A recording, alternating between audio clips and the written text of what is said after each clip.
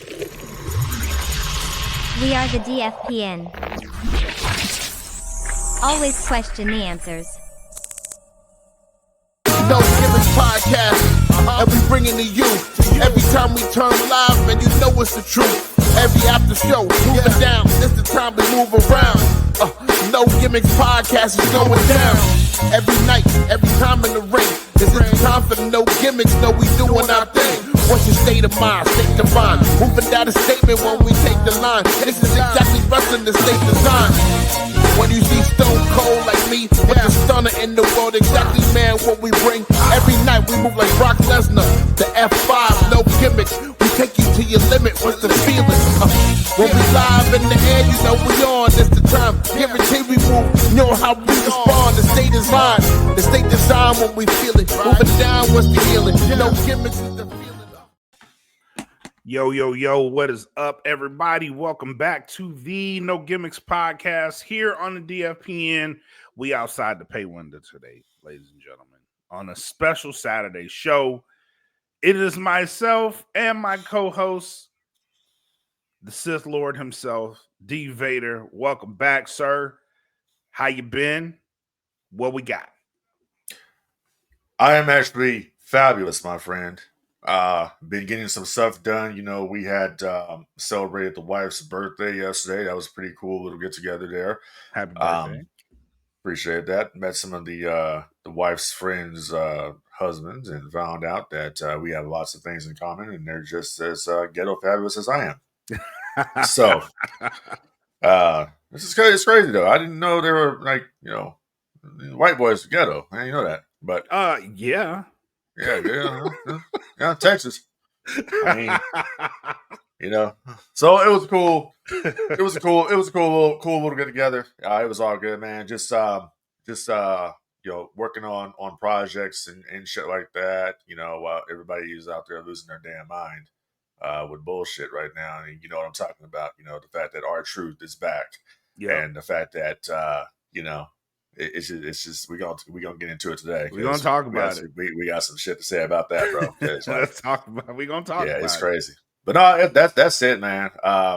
You know, you and I chat through the week or whatever, but I don't know. It's just gonna be, you know, a kind of we're gonna keep it 1,000 on here, but it's gonna be kind of a positive spin. I got some really positive things to say today about AEW and the direction I think they're going into. Some stuff I seen the other day on Dynamite, which I thought was pretty interesting, pretty good shit.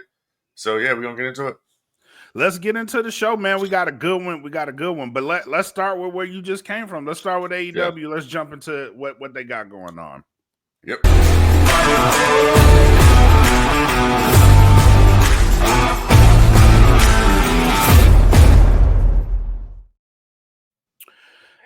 All In Texas is coming to Arlington very, very soon. And what I looked at a couple of weeks ago and how they were doing ticket sales wise, they still had about half the arena that were still needed tickets for. I looked again a couple of days ago and they're selling out really fast. A lot of people have garnered interest for this one. They've announced some good matches. Kenny Omega versus Okada is going to be on this card. Hangman Page versus John Moxley is going to be on this card. And they're starting to gravitate towards Hangman Adam Page and wanting to support him. And there's been a lot of positive things going on with AEW, and there's been a lot more. I'm seeing a lot more people tune in. We had somebody from our group, shout out to Mac, that he tuned into AEW and he watched AEW and he dug it. And you're starting to see the tide kind of shift to AEW's way. Right. And I'm interested in your thoughts on this because me looking at it from my end, I'm like, dude, they're doing a lot of things right. They're going in a right direction. How do you feel about it? I mean, it's still to me a work in progress, but they're making the right strides to what they're doing. The fact that you were able to take Hangman Page, who was at one point one of the biggest heels they had because of the feud he had with Swerve, to then take him, and now the fans are showing empathy towards him and they're rallying behind him and he's the number one babyface that's got to stop John Moxley and stop the Death Riders from the chaos that they've created in AEW. I think that's a wonderful story arc. Yeah.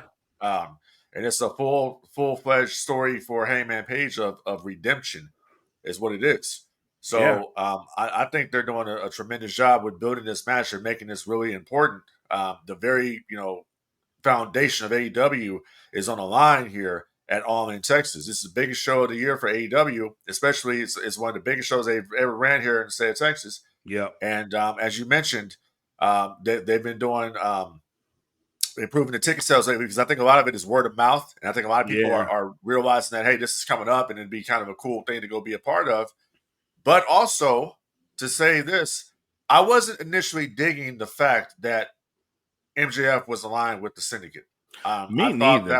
I thought that was like, I don't get this, and we always harken back to when Owen Hart joined the Nation, like he was invited to the cookout. You know what I'm saying? Right. So when it comes to what I saw the other night with the Syndicate and MJF with Mystico, of all people, that was a pretty good segment.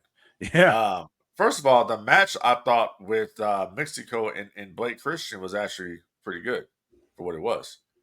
But the aftermath is what got my attention when the Syndicate came out there.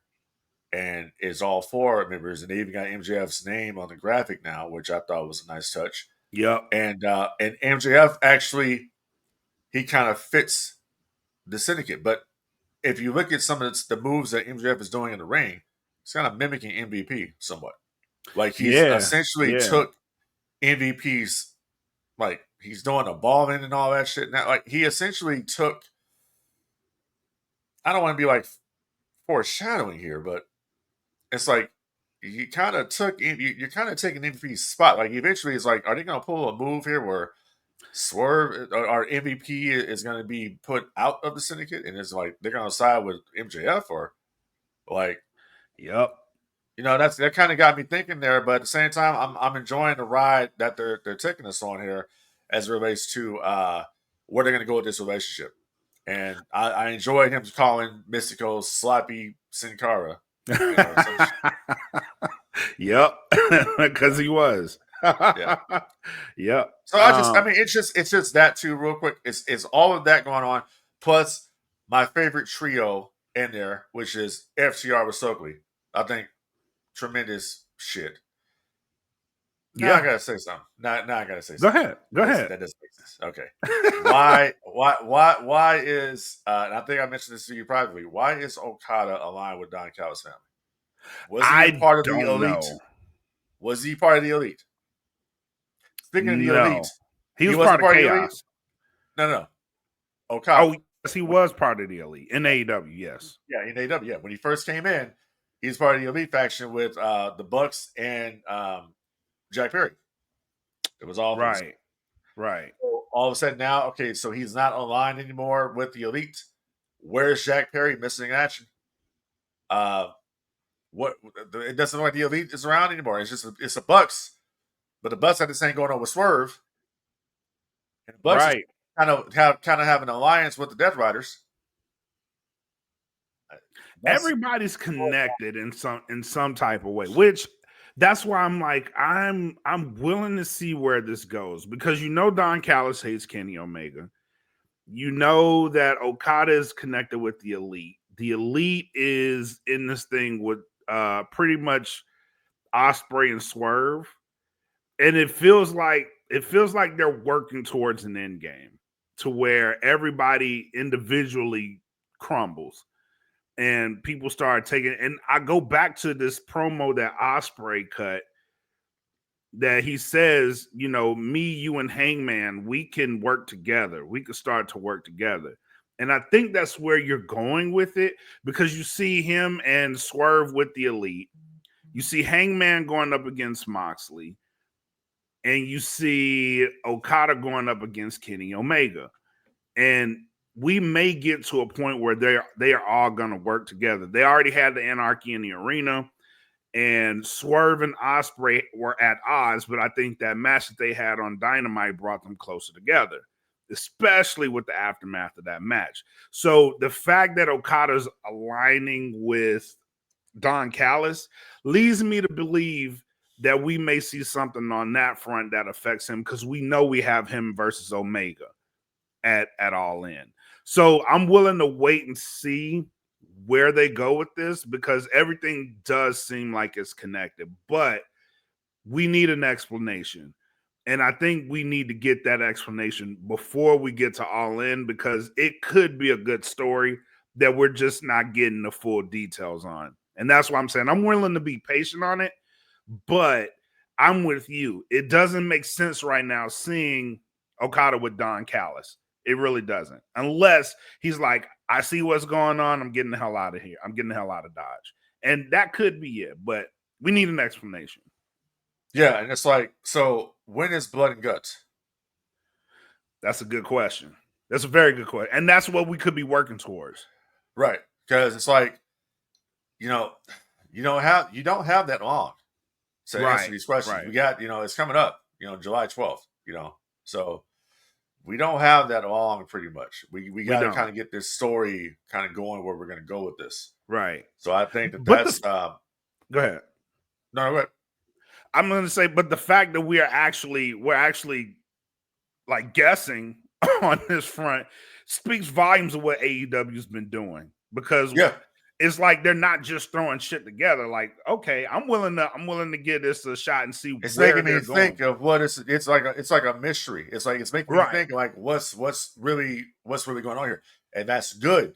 Yeah, that's really good. That it's like we're not coming out here and actually talking about AEW in a negative connotation and kind of burying the situation. We're actually like, okay, this is intriguing here. What's going on here? Like, why is that? Like, it doesn't make any sense. Right. But still, why is it happening? Right. That's kind of where we're at here. So I mean, I'm in the long haul here. I want to see what they do, especially with them coming to Arlington to do this event. I think it's gonna look fabulous on TV. Be honest, yeah, me look too. Great. Me too. So that's what I think they're gonna pull off. And you ain't gotta fucking mortgage your house to get to it either. Yep. Hell yeah. But AEW, for me, I'm willing to give them a shot to see where they're going with this. I do like the fact that All In has gotten this buzz that they have gotten. Plus, they've added Starcast. Starcast is coming back. There'll be a 2-day thing with that. So they're doing a lot. They're doing a lot of good things, man. So there'll be no gimmick presence at Starcast. Yes. Yes. But yeah, the fact that they're getting a lot of attention right now, I like it. So I'm willing to see where they're going with it. Oh, that's what's up, man. Hell yeah. But I think they got a good chance here with some stuff. But hold on a second before we move on to the next segment here. Look, they got a problem though. The problem though is that you are on July 12th, counter programmed against Saturday Night's Main Event, the final match of Goldberg, and that's going to be an issue for them, and that's why I'm talking about this morning on the podcast. Like AEW, you got to put your best foot forward. You got to put your best stories out there. You're up against the monster that seems to have it out for you. Yeah, this is like this is coordinated attack here against AEW with this counter programming.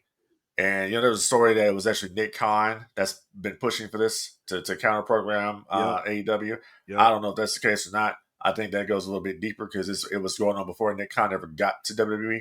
So this is an old trope that they used to do back in the day with Jim Crockett Promotions and any other wrestling territory out there. The Von Erichs, whatever. Yep. They used to always run against something like this, AWA, whatever.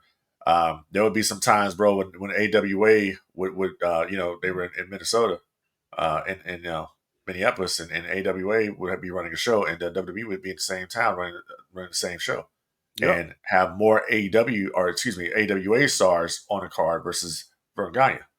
So this is something they've done for many, many years. They've been consistent at it, yeah. But here's the gag. Do you want to see Goldberg in his final match versus Gunther for the World Championship and possibly beating him for the World title? But essentially, what you're proving here is you took the belt off of Jey Uso. We'll get to that later. You took the belt off of Jey Uso, basically to materialize this match with Goldberg. That's what it was. Yeah, so, pretty much. And we'll get to it because Rikishi has something to say about that. I thought it was pretty. Yes, he did. Yes, he did. But if you're asking me, if I'm looking at this All In card so far, I'm watching All In. I don't. And you've already proven that with a Saturday night main event that was not up to par for me. So I see in the comments, real quick, somebody says Vern hated Vince. He did. And you know what's funny? When Greg Gagne, his son, says he got a call, like way back in the day, he got a call about them wanting to induct Vern into the Hall of Fame. And then his dad says, why the fuck would they want to do that? It's like, why the hell do they want to do that? Like, I hate his son. I tried to stop his son. Yeah. That's the thing. Like, if there's a documentary called the Spectacular History, I think it's called The Spectacular History of the AWA or something like that. It's on the WB Network. It's on Peacock. Very good documentary. It talks about the entire thing. It talks about how they had Hogan and then Vince met with Hulk and stole him away from Vern. And it's just a crazy, crazy time. That's what I'm saying. Yep. This predatory behavior by WWF has always been there and it's going to continue to be there. But it's time for AEW to just step up and say, listen, we're not going to be the Jim Crockett Promotions. We're not going to go out like that, Which in reality, if I'm just keeping 1,000 right quick, history lesson, people. Jim Crockett Promotions put themselves out of business. They did. Vince played a role, but they overspent. I mean, what's the story that Dusty always said? Yeah, we're sitting in the office, and Jim Crockett comes into the office, and he goes in there, and he sees the man with the money. He goes in there, and he says, he comes out, and he's as white as a ghost, and he says. We're $4 million in the hole. Oh shit! That was it. Yep. Yeah. Let's go to these comments. CJ, welcome to the show. CJ says, "Morning, welcome." Max says, "I've moved to prefer AEW shows during counter programming than checking the WWE one the next day." Which we may get into that situation on this front too. So. Bill Bakken, what's up, Bill? He says Gunther versus Goldberg is going to appeal to anyone that's interested in All In. I absolutely agree with that. Yep. Definitely agree with that. And then CJ says that relationship was rough. Rumor was that Vern put out a hit on Vince back in the 80s. And then we got somebody, hey, from Malaysia. I can't understand what you're saying, so I ain't gonna put your comments up. But welcome to the show. Hope you're enjoying it, man. Shout out to Malaysia. We're going global this morning. Well. So what he's referring to, right quick, is he says Vern put a hit out. Yeah, he did. So the hit was on Hogan. Vern says okay. So Vern told he was gonna give Sheiky Baby $100,000 to break Hogan's legs. He says, "Baba, I give you $100, $100,000 to break his legs, baby." And I told him, no, I don't do that because he's going to take care of me. And Vince didn't take care of Sheik. Nope. That's the problem. Because what would he say? He was like, I go in there and beat that Hollywood Ron Jabroni. Oh, but that's what he would say, right? Yep. And then he says, "Sheiky, baby, I love you." No. And Sheik never got his win back in that. He was so pissed about that shit, bro. Yep. He was so mad. I mean, he had the whole fucking shit going down, and then he said he's gonna get that push after, like he's gonna get that return match. But it's like, no, dude, we're coming off the WWF era, pretty much. And we're going into this new shit, and Sheiky Baby wasn't a part of that. But yeah, Vern Gagne put a hit out on Hogan, told Sheiky Baby, "I'll give you $100,000 if you break his leg." Because first of all, Vern was so pissed that Hulk left to begin with. Because that's where Hulkamania started. Well, here's the thing. I'm gonna agree with the Hulkster on this one. Mm-hmm. You're not gonna tell me, like, first of all, you sold a bunch of my merchandise when I went to Japan, and you wanted to keep all the money to yourself. Point. That's the thing right there. That's number one. Number two, we sat around. He says we sat around and book the entire month's events coming up. You know, Hogan on top with Nick Bockwinkel. That was what they were doing. Then he started having these problems, and Vern wanted to kind of like run Hogan. No, Vince McMahon, Vince Senior, or Vince Junior, I should say, found out about this, called Hulk and said, "Look, dude, I got this thing we're gonna be doing. You know, I got this concept. I wanted you to be a part of it." Hulk said, "Fuck yeah, we're gonna do it." Well, nobody told Vern, so they're sitting around. Waiting for this event to come up, and they get a postcard from Eddie Graham. And Eddie Graham, from Florida, said, "Hey, just so you know, Hulk's not going to be there." And they thought it was a bullshit joke because they were like, "Oh, Eddie Graham, and my dad used to go at it all the time. They had a little friendly little situation. So, this is bullshit." Like, and he got to be Christmas and no Hulk. It's like, Greg Guy says, we call Hulk. It's like, Hulk, where are you supposed to be here? You didn't get the postcard? What postcard? Like, brother, I'm not coming. Well, you're booked on the show. Brother, I'm getting paid more money not to be there. Yep. Same thing with Mean Gene Okerlund. Mean Gene told me the same thing. I'm getting paid more money not to be there.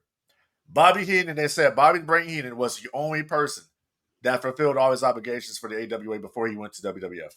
It was Bobby Heenan. Because Vern Guy, look, ask Jerry the King Lawler when they did that show back in the day. It was that pay-per-view. It was the Super Clash. It was Kerry Von. Dude, have y'all ever seen that match? Kerry Von Erich versus Jerry Lawler? I've heard about this match. I haven't watched it. You gotta fucking find it and watch it, bro. Like, it is crazy. Blood all over the place. But they did this, and it was a joint situation with with Memphis and the AWA. They work together a lot. Yep. It was Memphis territory, AWA, and World Class. It was all of those organizations working together. Yep. Vern didn't pay anybody. He took all the money and kept it for himself. Jerry King Lawler, to this day, bro, we in 2025. Never got his money for that show. He kept the belt. He kept the world title. He kept their AWA belt. Never got the money from Super Clash. History lesson. Yep. What did they say that? Don't be a menace to South Central? Knowledge or something message. Like message. There you go. That's message. That's the gag. Message. But on that note, let's go to WWE because there is something that you said, and I do want to bring this up. Wait. Hold on a second, bro. Hold on. What did they say in his comments? I'm saying a bunch of shit in the comments. What is in the comments? That's why I said I ain't putting all that up, but broke his leg before WrestleMania. That was that's what you're trying to do. Was. Yep. That's what you're trying to do. Yeah. They was ruthless, bro. Like, they were crazy. You like hear these stories, hear people like Cornette talk about like when you were a heel back in the day and people be pulling guns on you and wanting to like, bro, kill especially you. In Memphis, in the Memphis territory, bro, they had people that you had to be on your shit because the storylines had them people hot, bro. Yeah. If you Jimmy Hart, he tells some stories, like his stories about that time and the Memphis territory. He was like, man, bro, like we had to sneak out the back door a lot. That's how much heat they had. Yeah. That's called heat, bro. Yes. Yeah. But we go. Hell yeah. But yeah, great stuff. Great stuff. Let's move to WWE real quick because before I lose train of thought on this one, I do want to jump into this and we got to talk about this one. Let's go.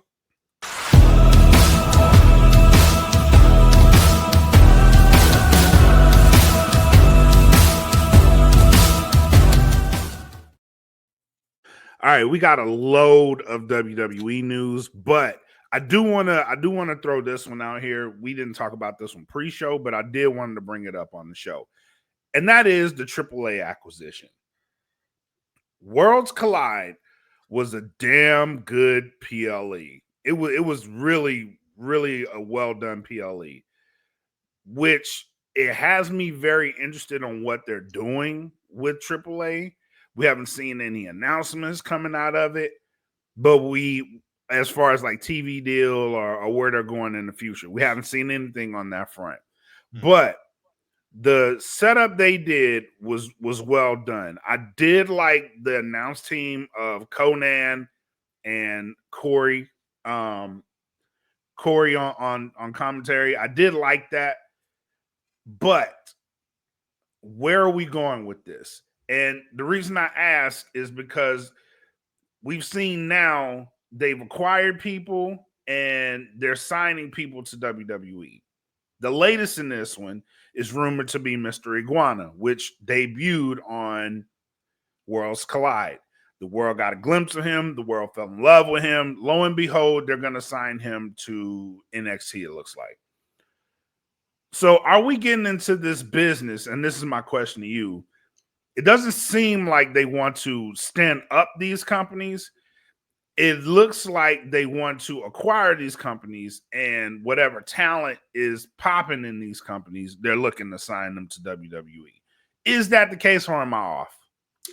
No, you're exactly right. They're doing essentially what they did with WCW. Right. What did they want with WCW? They wanted to acquire. Well, they wanted the videotape library. Right. And they wanted to pick up the contracts of some of the cheaper talent that they can get. So that's where you would get the Billy Kidmans that would come in and the prime time, Eva Skipper and all these different cats, the Lance Storms and all these guys. They were on the lower end of the contract scale, so they were able to pick them up and acquire them. That's exactly what they're doing. They wanted when they originally acquired WCW, they wanted to have WCW be its own thing. That's what Vince wanted, right? Okay, same thing with AAA. They wanted to acquire this one because they've always wanted to what the hell? Oh, putting up comments. Okay. They always wanted to go into they always wanted to go into Mexico. Like WWE has always wanted to get into the Mexican market. Yep. So you have an organization there, and Conan will tell you, like, they've had some financial issues, AAA has. So when you get an influx of the WWE money, WWE's going to pretty much okay, so this is what I'm getting at. It's a good thing for AAA's business because you're now able to send talents from NXT to Mexico and vice versa. But the problem is going to be, are you going to cherry pick the top talents from AAA and bring them onto WWE TV? Right. Then how do you replace those talents? Right. The problem, the gag is that you replace them because you have an entire farm system that if you send these talents just the WWE brand name itself, they'll go down and get over. Right. So it's a kind of a win-win situation, to be honest with you, because, I get the whole point of, Mr. Iguana like blew up. Okay, that's cool, but is Mr. Iguana going to continue to be relevant once he comes to TV, or is he going to flounder? Is he going to come out? Right. You know what I'm saying? It's kind of like now fucking Ray Phoenix is now an afterthought, bro. That's crazy. That's crazy. Yeah, you're right. Yeah. That's crazy. And so in Penta, it's like, Penta still gets he's hanging on his entrance. He's hanging on by a thread. Yeah. So that's kind of where we're at right now. I think it's good for, like I said, AAA's business is good because you have that WWE backing now, that money. WWE now has they got the videotape library there, so you can do some things for that. This is what WWE's all about. WWE's all about acquiring these tape libraries. Right. That's what they want. Right. There's no different than when they got the Von Erich tape library from Kevin. ECW, this is what they want, man, because they're building up these YouTube channels. Right. That they have, Right. And for me, and you're right, you're totally right about this, is for me, seeing the AAA product on WWE TV was huge for me, right? I don't know if you take a guy like Mr. Iguana and you put him in an environment like NXT that he's going to thrive. If you leave him in that AAA format, you have people that you can build AAA around. Like when they had LWO on the main roster, irrelevant as fuck. But you put them in AAA, they do great work. What they did on that PLE was phenomenal. Same thing with Santos Escobar and his stable. Main roster, irrelevant. But AAA, you could build something around them, and it's their environment, bro. That's their style. They can make stories out of this, and AAA will become it'll be a viable company under the WWE umbrella. But I don't think they're gonna go that way, and I don't even think they're thinking like that. Based off what I'm seeing with Mr. Iguana, it's just like, oh, this guy, he's popular. The crowd loves him, right? Social media is talking about him, and I think that's what they're looking at. How are people reacting to you? all right, we'll take you and we'll put you on NXT. But I guarantee you, after a couple of months, it's probably gonna fall flat. That's the thing, and let's be clear about this. And it's look, man, the Mexican talent is always going to thrive in Mexico. It's just it's a Right. given. What Right. translates in Mexico doesn't necessarily translate well here in the United States. Correct. Because the LWO never got over in WCW the first time around. Yep. That faction never got over. It was the Lucha Libre style. They were good for matches on Nitro. They were like some of the best, matches, best entertaining segments was on Nitro involved the luchadors. Yep. But as a stable with the LWO, that never got over because it never got over because you had the NWO, Right. you had the Wolfpack, you had the Flock. So this stuff never got over, and it just in the same thing. If you put the LWO, like you just said, you put the LWO in AAA, it's going to get over. They're going to see an increase in merchandise down there for the LWO because up here, dude, LWO is a dead brand. No one gives a shit about it. It's known as a jobber brand. Right. That's what it is. Right. I agree. And we got a comment. What up, P Dubs? He says same is true for like the New Japan guys as well. Yeah, we talked about that too. Is AEW is kind of guilty of this too. AEW will take New Japan stars and sign them to AEW, but if they had a working relationship, both companies would thrive. So there's points there too. But in the case of AAA, you're under the umbrella, so you can make a show around all of these guys, and it caters to that market, and it will do good. I just don't think that they're thinking like that. I'm gonna tell you like this: when you brought up New Japan, I think we talked about this offline. As a matter of fact, Yeah. The thing about New Japan that I kind of find interesting is Cody Rhodes was on this podcast, and yes, and, I'm gonna just start calling him Cody Hogan from now on. So Cody Hogan was on the podcast, and he was talking about how Bullet Club didn't really make any money until he got involved. That's essentially what he said. Yeah, like they weren't moving merch.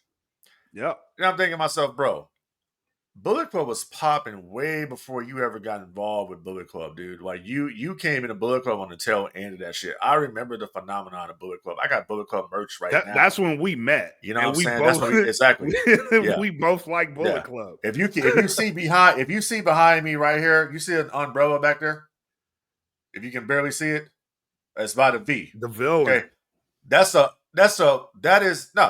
Bullet Club umbrella. Yeah, I know. Yeah, that's a Bullet Club umbrella. Okay. So that's how popular Bullet Club was. And it's way before Cody Rhodes ever got involved in that shit. So I don't know what Cody Hogan is talking about.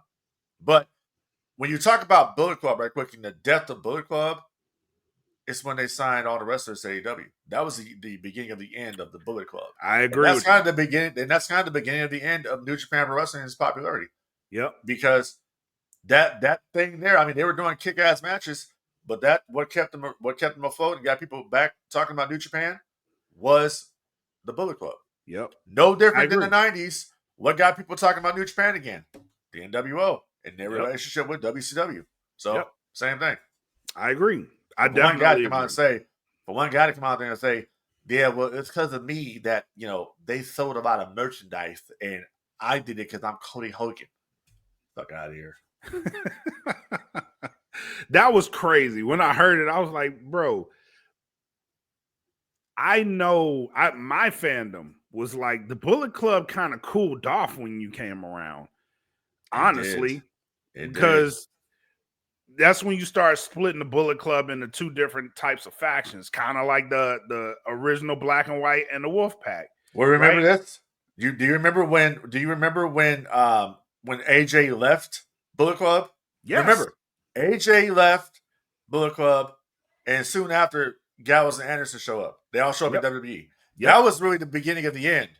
Of Bullet Club, and then it's like they had Omega and all them, and then Omega and the Bucks weren't really rocking Bullet Club like that. They were the Elite. The Elite, yeah. So that's where you kind of start. And I'm like, okay, this shit's falling apart here, bro.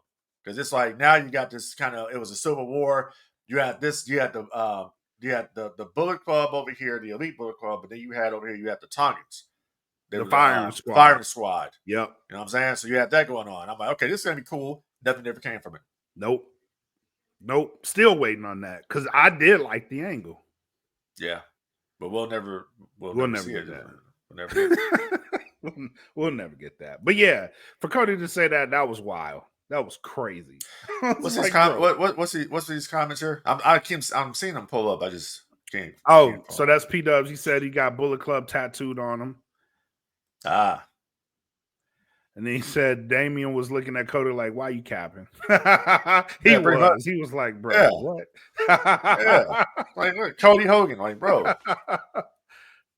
He's like, "Hey, whoa." And he said, "Yeah, and Trash Club just ain't doing it. You can't go from guys like Balor, Omega, and White in with Dave Finlay, and that's where we are now. That's kind of what, and the popularity is it's just not there anymore, bro. Like you don't have been there for a while, right? You don't have a guy there. If there was a guy there now, it probably would be Gabe Kidd, but he's not in Bullet Club, so." You always needed that one guy that was like the shit, but you don't have that anymore. So, and if they did, even Gabe Kidd showing up in AEW. So it's like, but AEW has that relationship with New Japan. It's like, okay, you got the Death Riders angle going on here, and then like the Bucks and go, well, we got to stop this. How do we stop this? What are we gonna do to stop this? Oh shit, we know what we're gonna do. We're gonna hook up with Anderson Gallows. We're gonna be Bullet Club. Right. Bullet Club's coming to AEW. Yep. That's what you would do. That kind of works out. Yep. Oh, look, P-Dub says Gabe Kidd is in the club now. Goddamn. Well, see, there you go. There you go. Wait. So he says he's an underboss. Oh, so is Bad Luck Fale involved in Bullet Club? I don't know. I haven't seen Fale in a minute. And to that point, I haven't been keeping up with New Japan that much either. Yeah, honestly, when AEW came along, I tap in from time to time, but it's nothing like it was. I had the subscription because we went to the shows, bro. Yeah, I was like, bro, I gotta be locked in because they doing some good shit, and it ain't like that no more. We went to the show. Going to that one, that one in Long Beach. This right here. Yep. This is the ticket to that show. I still got mine too. Yeah, that's the ticket. I still got mine too. But yeah, it's like that. And bro, that card was crazy. It was. If you go back and look at that card was, I think Marty Scurll versus Will Ospreay was on that card. Yeah, it was Young Bucks versus God. Yep. It was Cody Rhodes versus somebody. Cody was there with Brandy. Yep. And JR was on commentary. Yep. And that's one of the last shows that they were at. And I think Tony Khan was at that show too. So yeah, crazy show. That car was phenomenal. Yeah, it was good. Yeah, hell yeah. But let's jump back. Let's jump back into the conversation because we got to hit the meat and potatoes. Yeah. Jey Uso lost his championship right on a random episode of Monday Night Raw. Right. And I'll be honest, I didn't see that coming. I didn't see it coming. But another person who didn't see it coming and had some shit to say about it was Rikishi. And to his point, I gotta kind of agree with him. He was like, bro, y'all could have did something more with his championship reign. Y'all could have put him in some more meaningful stuff. Having to end at 52 days. Like, I don't think you would do this with John Cena. I don't know about that, but I sent you a chart. Yeah, I know. I'm gonna bring it up, but yeah. On is that, I asked this to the group, is this him being a dad in his dad phase, or is what he's saying really valid? Bruh, the man went out there and said you wouldn't do this to John Cena, you wouldn't dare do this to Randy Orton. So why is it? What do you got against my boy? Right. Now he didn't say my boys because he didn't say nothing about Solo or Jimmy. He said, right. What do you got against my boy? Look, we keep it 1,000 on this podcast. He's pointing out the bias of what's going on here. Is there some racial bias going on here? That's what Rikishi's saying. What do you got against my boy? We've been hearing the stories. You and I, we talk about these things. It's no secret about like what's going on here. You know what I'm saying? So my thing is like you did this to put the match on with Goldberg versus Gunther. Yep. Like, bro, why didn't you just let him drop the title? If he was on drop, and I can't believe I'm actually going to say this. He should have just dropped the damn belt to Logan Paul if he was going to drop it to anybody. Oh. I can't believe I'm saying that. Oh. But the Logan Paul Goldberg match sounds way more appealing to me than Gunther versus Goldberg. And it would have been more of a draw. That's a fact. That's just me, though. But I'm going to tell you, they got to do something with the booking here, because you're across the board. There's a lot of names missing from this situation, this equation here. There's just, the math ain't mathing to me. So when it comes to Jey Uso, you gave Jey Uso the Royal Rumble win because he was yeeting and it got over. That's why you gave it to him, which is okay. That's cool. But you knew his title win didn't mean shit when they put the Elimination Chamber on, and that became a bigger deal. Because remember, oh, you're right. You used to go to, it used to be, you win the Rumble, you get the main event at WrestleMania, right? Yes. Bro was not the main event of shit. You're right. He wasn't the main event of night 1. He damn sure wasn't the main event of night 2. His title match became second class citizen pretty much. He opened the show. You opened the show. Yeah. Not even giving bro the courage to say we're gonna build 2 main events. One's gonna be. Now, I'm sorry. I thought that was the entire reason of having 2 championships. Was one's representing one show, the other representing the other show. Why not do WrestleMania where you have the Raw titles defended on night 2, the SmackDown belts defended on night 1? Okay, I think that's I don't know. You have Jey Uso versus Gunther. That's your guy. That's your guy, right? That's how you end the night, with Jey Uso in the ring with Jimmy Uso, celebrating the championship win. You can even bring Rikishi out there in the ring. That was a good moment too. You can even have Solo out there, looking like, what the hell? You can have Solo in the role of Owen Hart when Owen was out there when Brett won the belt at WrestleMania 10, when all the wrestlers were out there celebrating with him, and Owen's like, what the hell? I just beat you earlier tonight. They missed so many opportunities here with Jey. And then Jay's back teaming with Cody. Then Jay's back teaming with Seth. And then all he's doing is cheating. And the promo ability is lacking now. It's like they put I don't know. It's like they put the weight on Jey Uso's shoulders, and Jey Uso he couldn't handle it. It's like what happened with Eddie Guerrero. Same kind of situation there. And you had nothing for him. Creatively, you had nothing for Jey Uso. Jey Uso was not given great storylines. He was not given world caliber matches. He wasn't given that. You did the same shit to him that you did to the Ultimate Warrior back in the day, when Warrior had nobody to work with, when he won the belt. What did you do with Warrior? You put him right back in there with Rick Rude. Yep. You had nothing for Warrior. And then you say, well, why did Warrior founder as champion? Well, because Warrior wasn't, he couldn't carry it. It's like almost like you set him up. Same thing here with this dude. Same thing here with Shawn Michaels. When Shawn Michaels won the belt in 96 from Brett, who did you put him in the ring with? He had nobody to work with. Because Hall and Nash were going to WCW. He had one match with Nash. Good friends, bitter enemies. Yep. Remember that? Yep. And after that, you had nobody. He was working with Sid. You know, you would think when Brett came back, you were gonna have the match with Brett and Shawn. That didn't happen because they didn't want to work with each other. Same thing with Jey Uso. Who did Jey Uso work with this entire reign? Can you name me one standout match that Jey Uso has had that they put on? No, other than maybe Logan Paul. Yeah. And if you go, and it's like, why would you not continue that story? And then you say, okay, well, the hell with this. We're gonna have Cody Rhodes come back, and Cody Rhodes, instead of going for Cena's world title, we're gonna have him. I want a tag team against you and Logan Paul. What?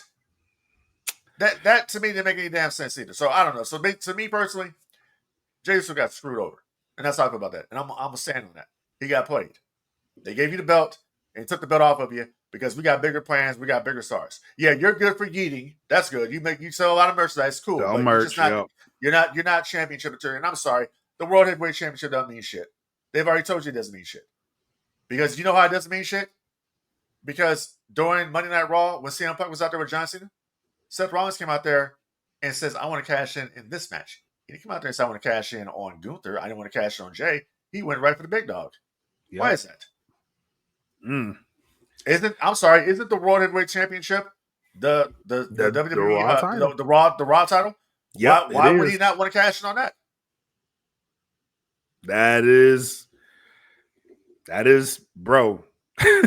that is very much true. And the fact that you have Jey Uso, I think this diminishes Gunther too, because you have Gunther. Gunther lost to Jey Uso, and then they put him in a match with Pat McAfee, and they don't really what was that? Yeah, they don't really have him doing much either. And then all of a sudden, you go back to Jey, and then you beat Jey, and then now they're going to give you Goldberg potentially. Like, hey, listen, I got nothing against Goldberg other than you kicking the shit out of Bret Hart and ending his career, which that's unforgivable. And people say, why is Bret Hart so bitter about that? I don't know. You cost the guy millions of dollars and he got fired from WCW, right? And then he had a damn stroke. Why would he be bitter about that? I mean, what the hell? But at the same time, look, man, Goldberg's retirement match should happen a long time ago. Like, this is 2025, and we're pivoting back to Goldberg. And Goldberg was a WCW creation, right? I'm not gonna knock Goldberg because I lived through the Monday Night War.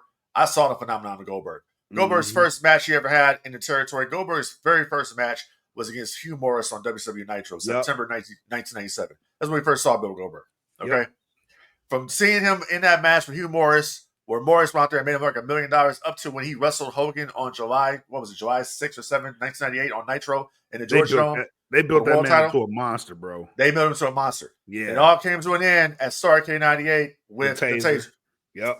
You know what I'm saying? So to see it come full circle, look, bro, this match between him and Gunther has been building since October of last year. Bad blood. Remember that in Atlanta. Okay. Yeah. You could have had this at WrestleMania if you want to be technical about it. You could have. You could have done it at WrestleMania. Yep. If you could have even had Goldberg come out there and win the Rumble to wrestle for the world title. I mean, how much of a send-off would that be? Would that have been if you have Goldberg at WrestleMania possibly win the championship? Then Goldberg drops the belt at Saturday Night's Main Event. Yeah. I think that would have been a better way to do it instead of just him coming out and challenging. And that's where my problem is. Back says no yeet. But he said, like, just him popping up and challenging for the title. Like, we got to cut this shit out, bro. Cut it out. Because Goldberg, he is a legend. He is a Hall of Famer. But yes, bro, we got to stop this, bro. You got people that's been working towards this that you could have built around and made a credible story out of, just for Jey Uso to lose to Gunther. And then, bro, if I see Goldberg pop up and challenge Gunther for this title, yeah, I'm watching all in, bro. Well, you know what? But you know what's okay? So let me ask you a question right quick. What would have been a bigger match? Would it have been Goldberg versus Logan Paul? Would it have been Goldberg versus Gunther? Or could you have possibly put Goldberg in there against Jey Uso? Because you got to have Goldberg there somewhere.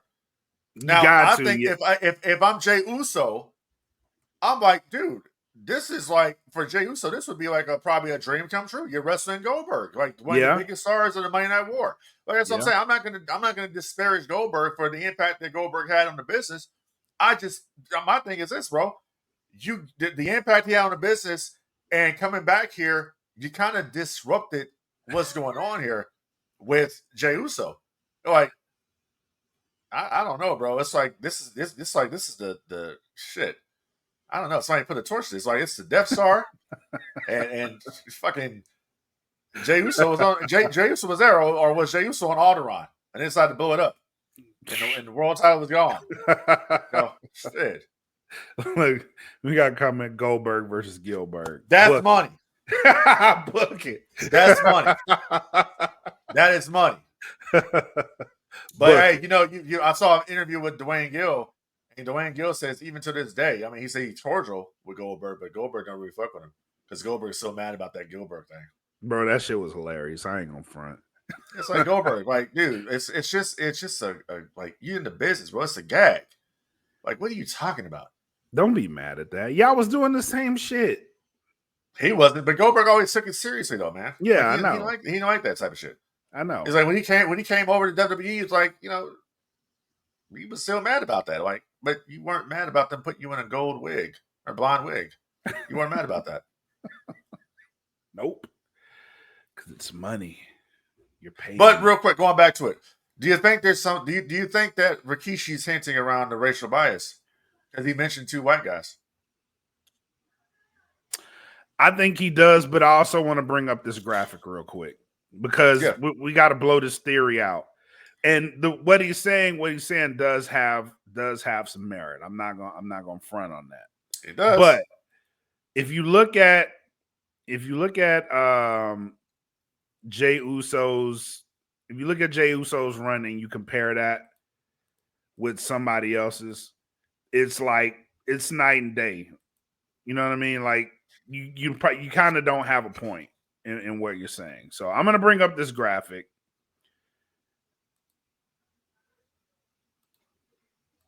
And we're waiting the graphic. Yep, here's the graphic. Hold on. We are waiting the graphic. Here's the graphic. So you look at John Cena's title reigns. And these are all of his title reigns. And you look at the amount of days. Jey Uso had a 52-day reign. Look at John Cena's title reigns. He didn't have that long title reigns. His longest title reign is 380 days. Second longest, 280 days. But if you look at John Cena's runs, didn't have a lot. He didn't hold it that long. And if you look at Jey Uso's reign, maybe there's room for him to come back. If I'm looking at this graphic and I'm looking at the amount of title reigns that John Cena had, it kind of gives me hope for Jey Uso, honestly, because he's still popular. I don't have any hope for it. I don't have any hope for it. I don't. Let me tell you something. Like, why I don't have any hope for this. Why? I'm gonna bring this up. Okay. Remember earlier I was talking about the Ultimate Warrior, right? Okay. Yep. Ultimate Warrior beats Hogan at WrestleMania 6. The torch is passed, right? Yep. Warrior lost that belt in January of '91 to Sergeant Slaughter at the Royal Rumble. Warrior never got it again, even with his popularity. He held the company up at SummerSlam '91. You're right. He got fired after that. They brought him back. He had one more program with Macho Man and SummerSlam '92, Wembley Stadium, for the WWF Championship, which he did not win. I don't think Jey Uso is going to get the belt back. I think Jey Uso is pretty much done. You think he's a one and done champion? I think it's a one and done. I don't see him getting it. I don't. Not at all. And he's not. He is not John. He sells a lot of merch. He's over. He is not John Cena. Right. He's not. And that's where I'm at with it. Is like he is still popular. You know what I mean? Like I know a lot of people are saying his title reign wasn't it, but if he works on his promo, which I wouldn't have put him in that scenario, bro. Like honestly, because I think that's the main issue. His promo. His promo. I don't know what happened with Jey. Like Jey started just he would be doing this entrance and he'd be out of breath when he got in the ring. He couldn't do his promo and all that. He rested on his laurels, and what I mean by that is he rested on the yeet. And that was it. And it's like you gotta have more than that, bro, to sell this shit. That's why it's like people talk about these things. Like, is he even cutting good promos anymore? Is right. That's what it is. Like, and it's like it was showing like a flop kind of a situation. The thing with The Rock is The Rock will go out there and talk you into this program. Stone Cold Steve Austin will talk you into a program. Roddy Piper will talk you in. Macho Man will talk you in. Hulk Hogan will talk you in. Ric Flair will talk you in. Dusty Rhodes will talk you in. You know what I'm saying? Ultimate Warrior would not talk you in. Ultimate Warrior would be like, what the hell is he talking about? That's what you get. Right. But it would sound cool, so you cheer. Like Jey Uso's out there, one word, whatever. I can't tell you what he says. I don't pay attention to it. Like there's nothing there that's going to be like, okay, this guy is in that caliber. You know what I'm saying? Right. But listen, Diamond Dallas Page was way more over than Jey Uso. I mean, he got it 3 times. So, yeah. I just don't think they're invested. I think that they They're not invested in it. They gave Jey Uso his run. And you know, okay, so I'm going to put it like this. I'm going to tell you another thing. You could do Gunther versus Goldberg, but you didn't have to have the world title involved in the situation. So that tells me right there that they just gave up on Jey as champion. Now, I'm not sure if Jey Uso is injured or whatever the situation may be. They just gave up on him as a champion, said we're going to go another direction. You know how the shit goes. They're going in another direction. Yep. But my thing, too, is like you could have gave the title to Logan Paul. Let Logan Paul run with it. Honestly, if I knew that Jey was losing the title, I probably would have suggested that too, because now at least that title is being seen on a broader audience. Because as much as we hate Logan Paul, his audience is huge. So that I agree with. Somebody, we got to look at these comments because we're gonna like. That's funny. That's funny. People are agreeing with this. Yeah. It's funny, but it's true. It's true. When I saw him out there with John Cena real quick, when I saw him saying that's John Cena, and he held the world title, I'm like, this dude doesn't actually look bad with the World Heavyweight Championship. He doesn't look bad at all as a champion. So, and I'm not a Logan Paul fan. So if that's me saying this, I'll tell you something.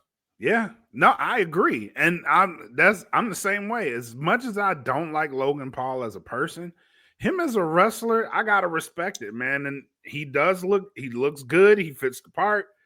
He wrestles well, and I do think he's capable of holding that championship. So, I'm listen. Hold on. So bring up this comment. It's let's see. We missing a big point. Jey dropping. Yeah, we missed a big point. Jey dropping the belt, bringing back Goldberg and everything else. Laugh aloud. The fans mad over this. I'm mad. The fans don't know about this shit. They don't know Goldberg's involvement. Like we know about it. Right. But the normies don't know about this shit. Right. So they're gonna look at this like so when Goldberg inevitably pops out, like people they're gonna pop big for it. They're gonna go crazy for this because they're the normies. They know Goldberg. So they don't listen. They don't care about that. Like they don't look at it like we do. They just know that, oh shit, Goldberg's back. Oh shit, remember what they had in October? That's what they remember. Right. Jey Uso, what's next for Jey Uso? Well, let's put Jey Uso back with his brother, which they actually said recently. Yeah, because they want to get back. You see the writing on the wall. They're gonna be in a program with the New Day. Yeah. So that's what they're gonna do. It's time to give New Day something to do. Yeah. Because you talking about the lost heat. Jeez, man.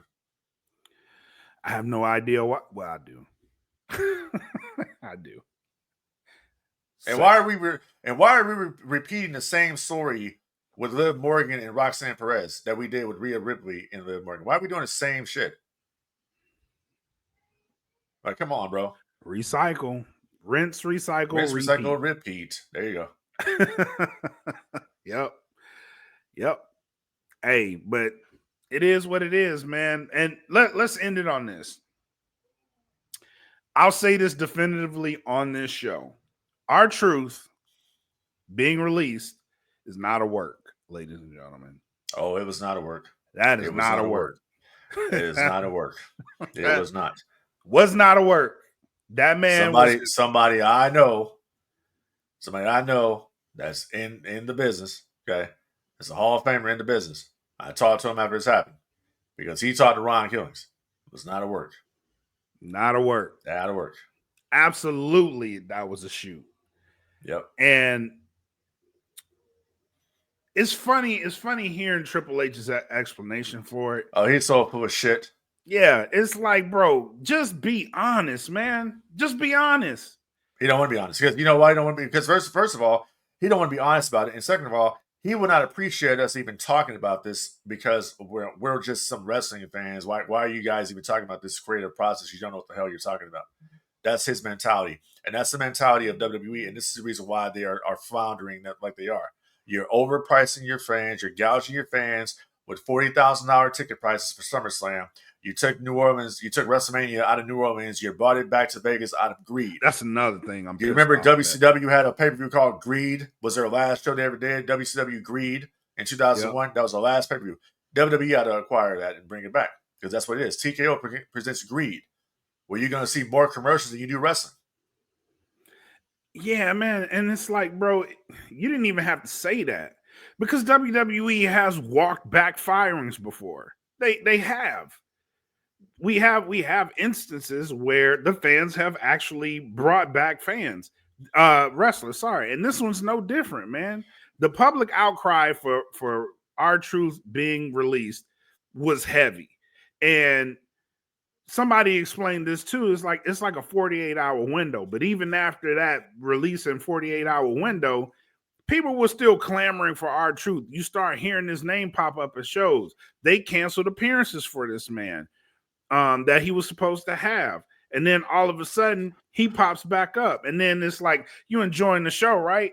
Hell no, bro. Just tell us the truth. Tell us exactly what happened. We grown. We can handle the truth. We made a mistake. We released him. The public wanted him back, so now he's back. There's nothing wrong with saying that. Just be honest about it. But now it's like you trying to save face for something you don't even have to save face for, bro. People make mistakes. We ain't perfect. Just say what happened. And that's what pisses me off. And then this whole WrestleMania thing, it's like, what's going on with this? Are we going to be honest? Are we going to be honest about this one? It's a cluster. It's a complete cluster. Real quick. No, it was Scott Steiner versus DDP for the world title. Yes. At Greed 2001. Booker T wrestled Rick Steiner, I believe. Yep. But no, it's a complete just backpedal. Like, you don't want to admit the truth. Like, you're trying to shield. Listen, there is no kayfabe anymore. You know why there's no kayfabe? Because you guys told us that kayfabe no longer exists. Exactly. You came out in January and said, we have heels and faces, heroes and villains.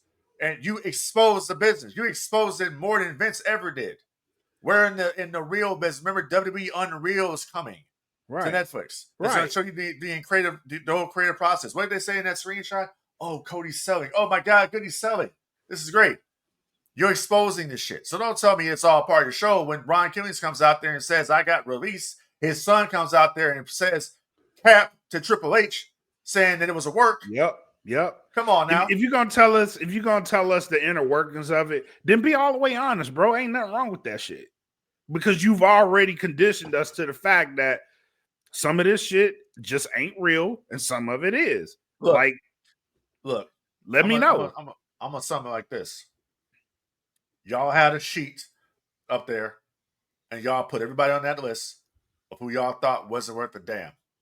Ron Killings was on that list. Yep. Because you said basically this dude being 52, 53 years old, he ain't worth it. We can cut Ron Killings. Nobody will give a damn. Who would care about Ron Killings? That's what you thought. And you found out otherwise. Yep. Because not only were the fans upset about this, the talent themselves were mad about this. Yep. So I had to show you the impact that Ron Killings has in WWE. And now this resurgence of Ron Killings, not R-Truth, but Ron Killings. Now, the fact that Cena is still working with Ron Killings, I'll tell you something. Because the story came out that Cena had found out about this situation with Ron, and he tried to boost him up. That's why he put him in the match at Saturday Night's Main Event, was to help boost Ron up. Yep. To show his WWE his worth. Cena sees it. Yep. But Triple H didn't see it. I'm sorry, he didn't. And he signed off on he didn't. He signed off on the shit. Yeah. So I know there's a lot of Hunter defenders out there. Hunter signed off on this. And then instead of coming out and being a man about it, you're trying to play this like it's a shoot. Like, no, I'm trying to play like it's a work. When in reality it's a shoot. You fired the guy. Right. Because if it's all part of the show, I'm sorry. Hey, when's Carlito showing back up? Exactly. Exactly. Like you had, and no one's mentioning Carlito. And that's the wild part, right? And it's like, bro, ever since that shit happened with Bret Hart, the Montreal screw job, like, I've learned there's certain people, like, bro, if their name comes up, chances are they're involved in this shit, bro. So, and he's one of them. If his name comes up and it has to do with some that happened to someone and he denies it, you got to look into it, bro. Because Ah, shit.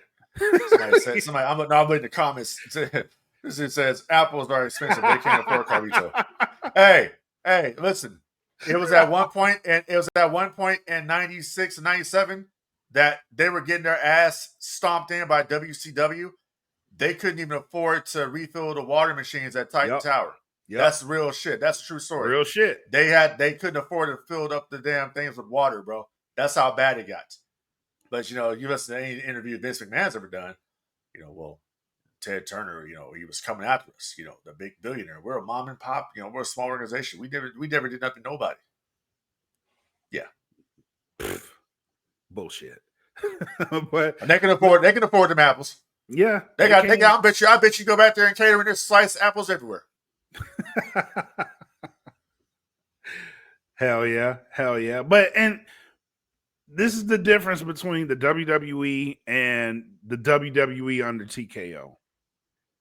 Yeah, that's the biggest difference. You're seeing it in real time. Well, no, not really. I'm not gonna go that far because they've released a lot of people before TKO even came in. So they've been releasing people. It's just this time around, this fan outcry has been successful in bringing someone back.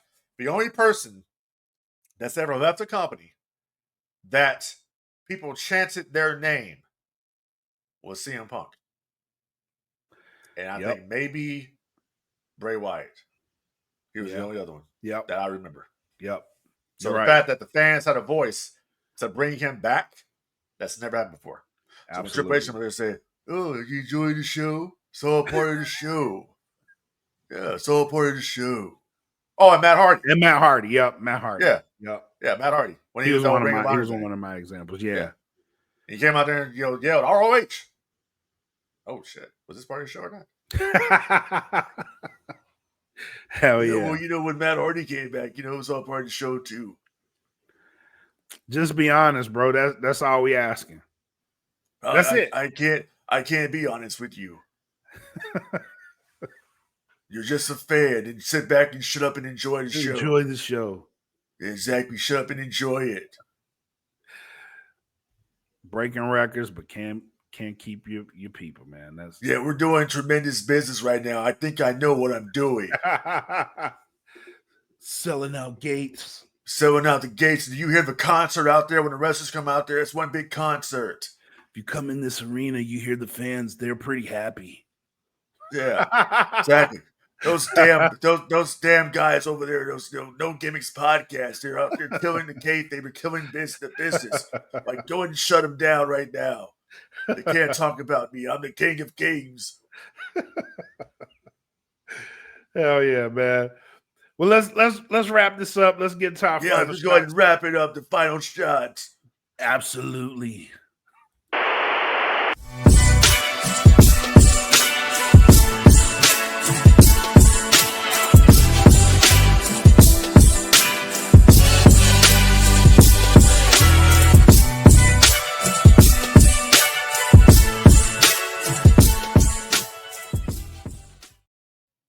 All right, brother. What you got? I am the game.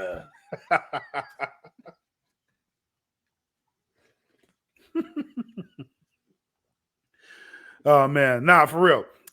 Thank you to everybody that tuned in, bro. This is a good live. This is a good live. Yeah, it's a really good live. We had some pretty good comments tonight, and I met Lemmy once, and he was like, "You want a theme song?" And I was like, "Yeah, give me." I want it to be about me. I'm the game, and I want it to be all about me. I don't want it to be like, if you could do the lyric, could be it's all about the game and how you play it. If you could do that, and I also want another song in a few years after that. I want it to be called Evolution. You say Evolution is a mystery. I want it to be like that. You should do that for me, yeah. And the King of Kings, you do that. Yeah, do that for me too. Hell yeah. But nah, man, thank y'all for tuning in tonight, man. Great show. Check us out. I'm sorry. Is it daylight It's outside? night. It's night. By the time this will come out, it'll be night. So shit, man. What is some multiverse shit? Let it rock. What am I in the world between worlds? Yes. Kayfabe, brother. Kayfabe. Oh yeah, kayfabe. Right there. It's nighttime, ladies and gentlemen. But yeah, man, thank y'all for checking this out. Thank you to we got a subscriber out of the show, so thank you P Dubs for subscribing to the show. Yeah, appreciate it. And yeah, man, thank y'all for tuning in. D Vader, hit him with the line. Well, I got several lines. You know what? So I'm working on that sounded real bad, several lines. No, I don't do that. No, we don't do that. So basically I'm still working on the Kenobi Vader helmet. Still doing that process, whatever. Painting it the other day. The weather here in Texas fucked up the paint job, so I got to go back and strip it. So, yeah. But anyways, still working on that. Also, don't forget to help control the pet population, have a pet spayed or neutered. That's the line that D. Vader says on the podcast. That's my line. It's never been said before. Looking at you, Bob Barker. Anyways, that's the line. That's the gag. Other than that, appreciate the support out there. Appreciate it. This was actually a fun one here. You know, we've actually kind of got no gimmicks rocking on Saturdays. I just think it fits because we can have all the bullshit that goes through the week, and we just talk about it here. And it's cool to have this interaction with people, and it's a great thing. I enjoy it. I really do. Me and too, my man bro. back here, Fun show. my man back here, Darth Vader. Hey, did you guys see the CM Punk reference to Vader in Obi-Wan last night on SmackDown? That was pretty good shit. I enjoyed it. That was my favorite part of the promo, of course. Good shit. Very good shit. I was watching, I was like, oh shit, he mentioned Vader. Yeah, that was good shit, man. that was good shit. But yeah, man. Yeah, tune in. I got nothing else, bro. If you got nothing else, we can get on out of here. Nothing else. Just enjoy what you like to watch. Stay out the bullshit. Yep.